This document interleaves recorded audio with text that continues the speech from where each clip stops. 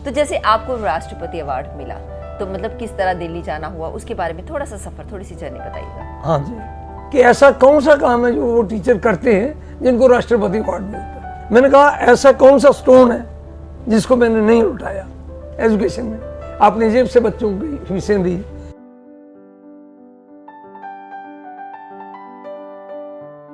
तो जहाँ तक ग्लोबल अवार्ड का सवाल है, पहले मिला मुझे ये वाला अवार्ड, नेशनल अवार्ड जी। ये जो बुक है, हाँ जी, ये प्रूफ रहता है प्रेसिडेंट हाउस में जी। इसमें 65 नंबर है मेरा।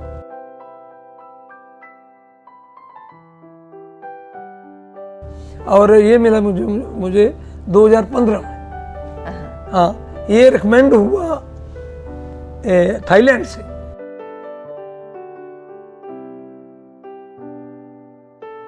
कभी बाकी एक्टिविटी में काम करते थे, लेकिन फिर भी जाना, बच्चों को कहना वेट करो, क्लास पढ़ानी, स्पोर्ट्स में टॉप क्लास। नमस्कार, वीकेंड स्पेशल कार्यक्रम में आपका एक बार फिर से स्वागत है। इस कार्यक्रम में अलग अलग हस्तियों से रूबरू कराते हैं और आज हमने अपने स्टूडियोज में उन्हें दावत दी है जिन्होंने राष्ट्रपति अवार्ड हासिल किया। इतना ही नहीं, राष्ट्रपति अवार्ड हासिल करना अपने आप में एक बहुत ही खुशी की बात होती है और प्राउड की बात होती है, और हम सब के लिए प्राउड की बात है।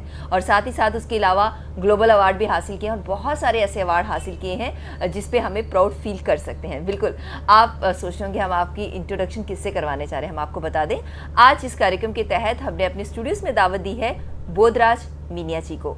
सर, आपका बहुत बहुत स्वागत हमारे इस कार्यक्रम में। बहुत बहुत शुक्रिया आपका, और बहू एक्सप्रेस न्यूज़ का मैं दिल की गहराइयों से शुक्रिया अदा करता हूँ जो आपने मुझे अपने चैनल में बुलाया और इस इंटरव्यू के लिए, इस कड़ी को जोड़ने के लिए। Thank you ji. सर देखिए, शुरुआत करते हैं, जैसे आपको राष्ट्रपति अवार्ड मिला, शुरुआत करते हैं आपकी स्टूडेंट लाइफ से।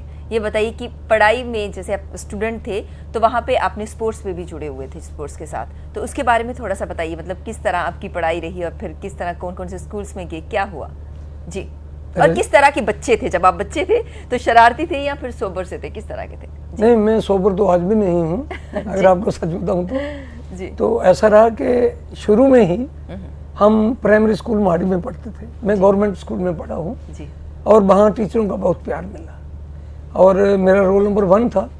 फिर एक लड़का बाहर से आया, उसका 1 हो गया, मेरा 2 हो गया।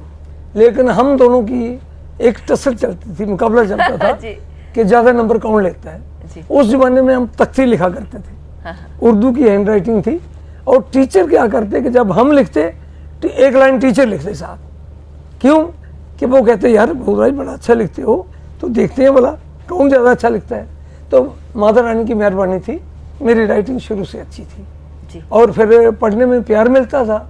मैंने कभी कोई रेफरेंस नहीं देखा टीचरों में, तो उस वजह से आगे बढ़ते गए, चलते गए जी। देखिए, हैंड राइटिंग की बात करी, ऐसा भी माना जाता है कि इंसान के स्वभाव से जो है ना, नेचर से हैंड राइटिंग मैच करती है। ऐसा माना भी जाता है और होता भी है मेरे ख्याल में। जिनकी हैंड राइटिंग बहुत अच्छी होती है, बहुत शांत किस्म के, बहुत पेशेंस वाले लोग होते हैं। ऐसा क्या? देखें जी, पेशेंस तो थी लेकिन मेहनती बड़े थे। खिलाड़ी नंबर 1, प्राइमरी स्कूल में ही फुटबॉल शुरू, प्राइमरी स्कूल में ही वॉलीबॉल शुरू, बहुत अच्छे ढंग से खेलते थे। एक तरफ टीचर खेलते, दूसरी तरफ हम खेलते जी। प्राइमरी स्कूल से जब मैं मिडिल स्कूल में पहुंचा, मिडिल स्कूल कमलडंगा रियासी, जो कि इस वक्त हाई स्कूल है और बहुत परमानेंट स्कूल है, ब्लॉक का स्कूल है इस वक्त, उसमें मैंने वॉलीबॉल खेलना अच्छे ढंग से शुरू किया और सीख भी लिया था। वहाँ तो हम इंटर स्कूल ही खेल पाए, क्योंकि मिडिल स्कूलों में तो इंटर स्कूल तक ही पहुँचते हैं। लेकिन उसके बाद जब government higher secondary school Reasi में पहुँचे तो वो एक बड़ा दायरा था, उसमें सीखते सीखते मैं नेशनल तक पहुंचा जी। मैंने 3 बार स्कूल नेशनल खेली, केरला, पंजाब, चंडीगढ़ में, और फिर गुवाहाटी में। उसके बाद 2 बार में ओपन खेला, और ओपन भी हमने दोबारा एक बार चांस मिला केरला का, और फिर कालीघाट का, कालीघाट भी गया। यानी I played 5 time national in volleyball. अरे क्या बात है। सर, जैसे आपने स्कूल टाइम की बात कर रहे हैं, तो उसमें एनसीसी भी था आपका? हाँ, एनसीसी में मैं सीनियर अंडर ऑफिसर था। शुरुआत में तो पहले साल तो सब सिपाही चलते हैं, उसके बाद रैंकिंग होने लगती है। तो मैंने 4 साल एनसीसी की, और 4 सालों में मैं 2 बार राजपथ पे चला। क्या बात हाँ। है। तो सर जैसे आप स्टूडेंट लाइफ हो गई, उसके बाद आप खुद भी जॉब, आपकी टीचर, एज ए टीचर आपने बच्चों को पढ़ाया भी, कितना प्यार रहा, और स्टूडेंट लाइफ, टीचर लाइफ कितना ताबू रहा, कितना प्यार रहा? जी। सच बताऊं तो मुझे बच्चों से बहुत इज्जत मिली। मुझे अभी तक याद है, जब मैं पौरा कोटला में लगा था शिवखोड़ी के पास, तो रास्ते में चीते भी मिलते थे, बकर वालों के कुत्ते भी काटते थे। और एक और स्कूल था सुजानपुर में, जो कि फार फरलांग एरिया में पढ़ता था। तो जैडियो साहब ने बोला भाई इस स्कूल को भी अपने साथ जोड़ो। उसको भी मैंने साथ जोड़ा। मुझे याद है एक दिन मैं उसी स्कूल में गया उन बच्चों को देखने के लिए। वहाँ टाली के पत्ते तोड़ के मैंने नीचे रखे, और ब्रैंकट के पत्ते तोड़ के बच्चों ने रखे, और बौली के किनारे एक बांस का पेड़ था, उसके छाए में पहले दिन मैंने बच्चों से इंट्रोडक्शन करी। उन बच्चों को ऐसे लगता था कि पता नहीं कौन आ गया स्कूल में, अरे बड़ा अनोखा सा लगता था उनको। फिर उन बच्चों को मैं ठेरू लेके आया, फिर मैं ठेरू स्कूल, पौरा कोटला स्कूल और ये सुजानपुर वाला स्कूल, तीनों स्कूल इकट्ठे चलाए जी। और वहाँ मैंने पहले नौकरी के 2.25 साल निकाल लिए। जी। सर जैसे आपका रुझान थिएटर की तरफ भी रहा, एज ए डायरेक्टर भी काम करा आपने, और कल्चर से भी आप जुड़े रहे, उसके बाद आपको अवार्ड्स भी बहुत सारे मिले। थिएटर और कल्चर, इसके साथ किस तरह रुझान हुआ फिर आपका? देखिए, जब मैं पढ़ता था, मैं तब 8वीं में था, जब पहली बार मेरे टीचर ने मुझे भगत सिंह बनाया था। हम 3 थे। वैसे आप लग भी रहे हो। हाँ। मैं एक सही बात बोलूँ, आप इस टाइम लग भी रहे हो जी। तो वो मैंने रोल किया था, सॉन्ग था जी। मेरा रंग दे बसंती चोला, माए रंग दे बसंती चोला, और उसमें पूरे एक्शन के साथ अभी तक मैं जुगल किशोर सर, नाथिया सर को अभी तक मैं विश करता हूँ कि अगर उन्होंने वो ना शुरू करवाया होता तो शायद एक्टिंग में या इस आर्ट लाइन में हम जहाँ तक पहुँचते। जी। तो थिएटर में आपने बहुत सारे लोगों को चांस भी दिया, प्लेटफॉर्म भी दिया। अपनी थिएटर लाइफ के बारे में थोड़ा सा बताइए, डिटेल में बताइएगा। थिएटर में बहुत जान मार के काम किया हमने। वो नरेंद्र चंचल साहब ने शुरू करवाया था रियासी हायर सेकेंडरी से। वहाँ से चलते चलते रेडियो में पहुँचे, रेडियो क्वालिफाई किया, और साथ ही साथ पोइट्री भी लिखते गए। फिर कल्चर प्रोग्राम होते थे, उनमें भी शमूलियत करी। रेडियो के प्रोग्राम बहुत सारे अटेंड किए। फिर टीवी की और रुख हुआ। एक एग्जाम क्वालिफाई किया, सीनियर आर्टिस्ट का क्वालिफाई किया, हाँ श्रीनगर से, और जम्मू वाला भी किया, डोगरी भी क्वालिफाई किया। लेकिन कुल मिला के यही सोचता हूँ कि उसमें जो हासिल होना चाहिए था ना, वो ना हो सका। अरे वो कैसे? वो ऐसे कि गवर्नमेंट के प्रोग्राम में हम जाते थे, वहाँ चलो जो भी जेन्युइन था वो हो जाता था, लेकिन प्राइवेट प्रोग्राम में कहना कुछ और पेमेंट कुछ, ये चीज़ें चलती थी, इसलिए जी नहीं करता था। हालांकि अच्छे अच्छे सीरियल किए। हमारा एक सीरियल चला है सुबेरा, जिसको शिवदास साहब ने बनाया था जी। तो उसको अवार्ड भी मिला। वो कोई 7 टाइम चला है काशी चैनल पे। उसमें मेरा बेस्ट रोल था मुंशी जी का। राज सिंह जी थे मेरे अपोजिट, और उनके आगे मैं मुंशी था, और इट वाज ए मार्वलस। देखिए, आपने जैसे कहा आपने पोइट्री भी लिखी, रुझान था पोइट्री की तरफ, तो आप किस तरह की पोइट्री लिखते हैं? अगर आपको याद है तो आप थोड़ा सा सुना भी सकते हैं, अगर नहीं याद तो। 95 की बात है, उससे पहले तो पोइट्री चलती थी। पोइट्री लिखी थी मैंने दूरदर्शन के लिए।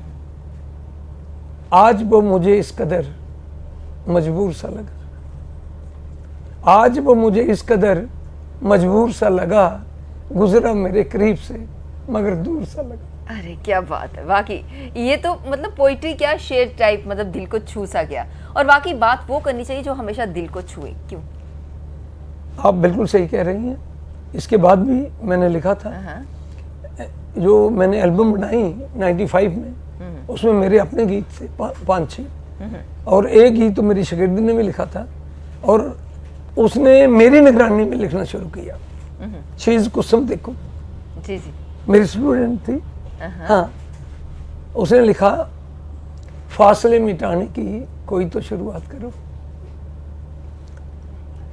फासले मिटाने की कोई तो शुरुआत करो, हम मैं खामोश अगर तुम ही तो कोई बात करो। अरे क्या बात है, वाकई क्या बात है, वाकई दिल को छू से गई ये बातें।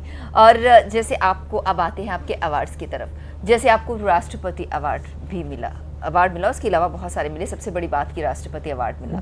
मतलब क्या रहा आपका उसके में मुझे समझ में नहीं आ रही किस तरह से पूछूं। सफर किस तरह से रहा जी? देखें जी, और खुशी कितनी रही? हाँ, रियासी में तो मैं टॉप टीचर था गर्ल्स हायर सेकेंडरी में, वहाँ मैं 11 साल रहा और बहुत बड़े काम किए। वहाँ लड़कियाँ कमांड करती थी 15 अगस्त और 26 जनवरी में, यानी बजाय पुलिस के मेरे स्टूडेंट कमांड करते थे। उनको मैंने इस काबिल बना दिया था कि वो हर सिचुएशन को फेस कर पाए। उसके बाद चलते चलते बड़े स्कूलों में बढ़े और काम किया। उधमपुर आया, उधमपुर का मेरा एक रिकॉर्ड है कल्चर का, इस एक्टिविटी का। उधमपुर में मैंने एक रशियन ड्रिल और मास कम्युनिटी सिंगिंग का एक बड़ा प्रोग्राम 26 जनवरी को किया था, जिसमें 5370 बच्चे थे। That is a history record. Delhi में प्रोग्राम होते हैं 2-2.5 हजार से बच्चा ऊपर नहीं होता। जम्मू होते हैं तो आप खुद ही देखते हैं, हम नहीं करवाए हैं। जी जी बिल्कुल। कभी 500-700 हजार से बच्चा ऊपर हुआ ही नहीं। दैट वाज ए रिकॉर्ड, और वो हिस्ट्री बनी। एक स्नैप में वो फोटो नहीं आई, कैमरामैन टॉप पे गया, उसने 2 बार फोटो खींची, फिर उसको क्लब किया। अरे इतना बड़ा नंबर था। और चीफ गेस्ट थे अपने RS चिप साहब। अगर वो उस चीज को सुन रहे होंगे तो उनको याद आएगा। जैसे प्रोग्राम ड्रॉप किया मैंने, प्रोग्राम ड्रॉप करके मैं उनको विश करने के लिए आया। जब आया तो उन्होंने ऐसे करके मुझे उठा लिया गले लगा के। तो दैट वाज द मोमेंट। जितनी मैंने लेबर की थी, I forget about everything. That was the award. बाकी अवार्ड सही मायने में बोधरा सर वही होता है जो हमें लोगों से मिलता है। लोग हमें प्यार देते हैं, जो हमें तालियां देते हैं, इज्जत देते हैं ना, उससे बढ़कर प्यार कुछ हो ही नहीं सकता। तो जैसे आपको राष्ट्रपति अवार्ड मिला, तो मतलब किस तरह दिल्ली जाना हुआ, उसके बारे में थोड़ा सा सफर, थोड़ी सी जर्नी बताइएगा। हाँ जी, फाइल पहली बार मूव हुई, इंटरव्यू हुआ कश्मीर में। हमारे डायरेक्टर साहब गए थे साथ, एक ही फ्लाइट में गए। इंटरव्यू करते करते कुछ रिएक्शन भी हुए मेरे, कि मैंने ये कहा कि ऐसा कौन सा काम है जो वो टीचर करते हैं जिनको राष्ट्रपति अवार्ड मिलता है। आई आस्क्ड द कमेटी, जिसमें दिल्ली से प्रोफेसर बैठे थे, हमारे कमिश्नर साहब बैठे थे हरदेश कुमार सिंह जी, और बाकी टीम, जॉइंट डायरेक्टर्स, हमारा स्कूल डायरेक्टर कुरैशी साहब हुआ करते थे, ऐसे बैठे। मैंने कहा ऐसा कौन सा स्टोन है जिसको मैंने नहीं उठाया एजुकेशन में। आपने जेब से बच्चों की फीसें दी, वर्दियाँ दी, पढ़ाया, किताबें दी, कोई ट्यूशन नहीं पढ़ाई। It is my life God. School में वो टाइम में पढ़ा लिया। कभी बाकी एक्टिविटी में काम करते थे, लेकिन फिर भी जाना, बच्चों को कहना वेट करो, क्लास पढ़ानी। स्पोर्ट्स में टॉप क्लास, खो खो, कबड्डी, हर गेम, बच्चियों को खो खो, बॉयज़ को कबड्डी और वॉलीबॉल, मतलब हर तरफ दौड़े। कभी मुझे वक्त नहीं मिला कि मैं कुर्सी पे बैठ के कोई काम करूं। टीचर भी मेरे देखते थे, कहते सर इतनी क्या मेहनत करते हो, जेब से पैसा क्यों देते हो लोगों का, घर क्या लेके जाओगे। तब मैंने उनसे एक ही बात कही थी, मैंने कहा मैडम घर तो वही जाना जो मेरे नसीब में होगा।